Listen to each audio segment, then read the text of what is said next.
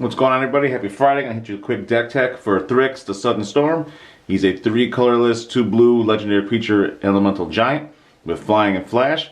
But the meat and potatoes of this deck is going to be his third ability. He has spells you cast with the converted mana cost 5 or greater, cost 1 less to cast, and can't be countered. So that's what I built the deck around. It's really Sphinx tribal with a bunch of other jank. I didn't go Unesh because I like the fact that he has cost reduction on any spell over 5.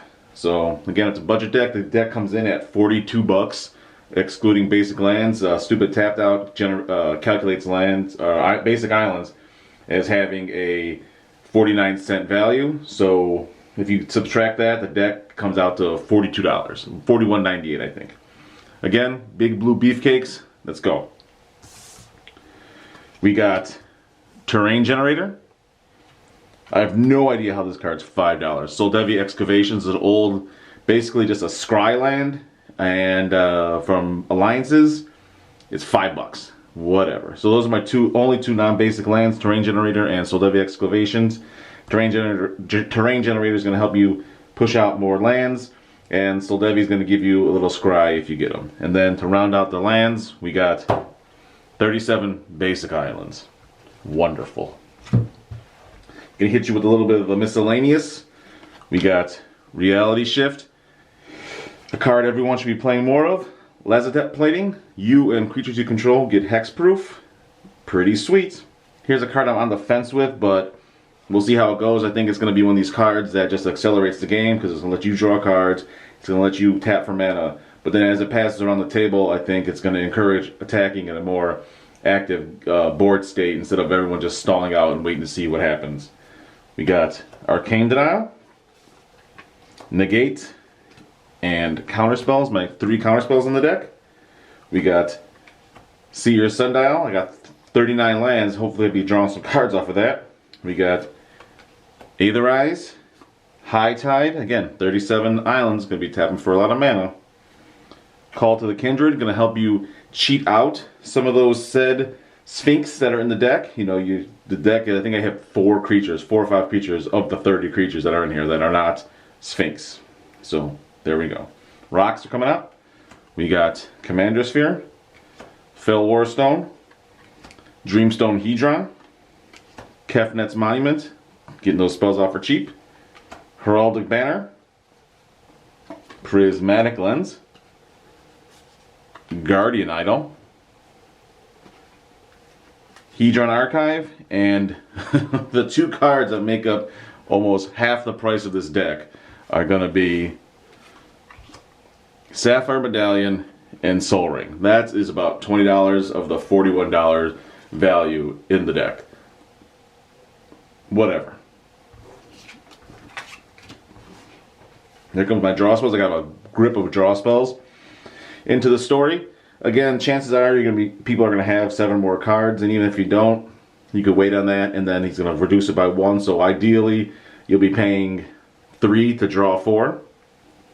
Rush of Knowledge.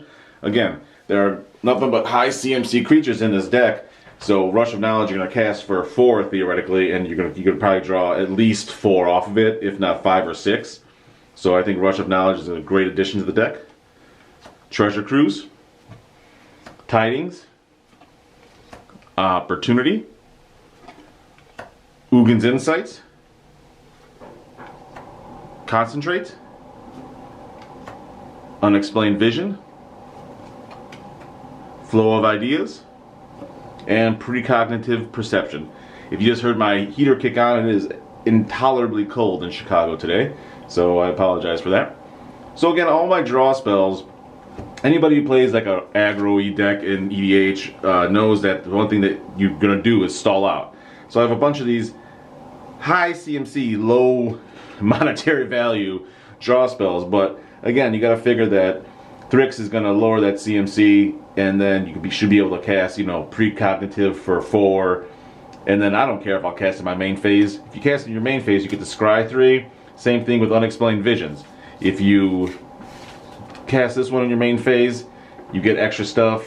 Ugin's Insight is going to let you scry against, you're going to scry based off of the CMC of your permanents, and you have nothing but big goons in there, you're going to get this good scry, and then you're going to get a good, decent draw. And then same thing with precognitive. You're going to draw, or you're going to scry, then draw. Here come the goons. We got Conduit of Ruin, which is going to help lower the CMC again. Not the CMC, but help lower the casting cost of your first creature spell. Warden of Evos Isle. Again, same thing. It's going to lower the casting cost. Murder of Crows. Going to help you loot a little bit. Going to get you a draw every time a creature dies. Not even only yours, but somebody else's. Tomorrow. Again, he's going to help you get that good draw. If you're drawing 1 to 4 cards, you're going to cast one of those stupid draw spells. You're going to be drawing 3 cards, but you're going to get to look at 9 and get the best 3. That's pretty good to me. Arcanist, the Omnipotent. Again, just raw draw power. Zindersplint. I'm kind of on the fence with this guy too, just because he's not guaranteed to get you a draw, but he might. Master of Predicaments, and here come mostly Sphinx. Master of Predicaments, Sphinx. Sphinx of Magosi. Shimmer Dragon, we got a lot of dragons, hopefully they'll draw some cards. Stormtide Leviathan, mostly everything in the deck is flying, so it's gonna, you know, turn off anybody who's not flying or island walking. Then, you know, most of the deck is flyers, so you got that. Scourge of Fleets, bouncing all their stuff. This guy, the All-Seeing, again, just a big Sphinx, gonna cost cheap. Sphinx's Foresight, City Watch Sphinx, Cloud Reader Sphinx, Glyph Keeper, Sphinx of Uthum, Dream Eater, Riddlemaster Sphinx, Wind Reader Sphinx. Whenever a creature with flying attacks, not just your creatures, whenever anybody has a creature with flying that attacks, you get to draw a card. That's good. Not only for your creatures, but for other people's creatures too. Sphinx of the Final Word, High Arbiter, Arbiter of the Ideal, Prognostic Sphinx, Bell Tower Sphinx, Chancellor of the Spires, Sphinx of Lost Truth, Vexing Sphinx, Sphinx of Jawar Isle, and Inspired Sphinx. So there we go. We got a bunch of goons, a bunch of draw, and a bunch of rocks. It's a budget deck. It's $42. I'm not trying to remake the wheel. I'm just trying to have a fun time, draw some cards, cast big dumb creatures, cast big dumb spells, and enjoy a beverage or two. Enjoy a Malort or two with my friends. Thanks guys. Like, comment, subscribe, tell me what you think.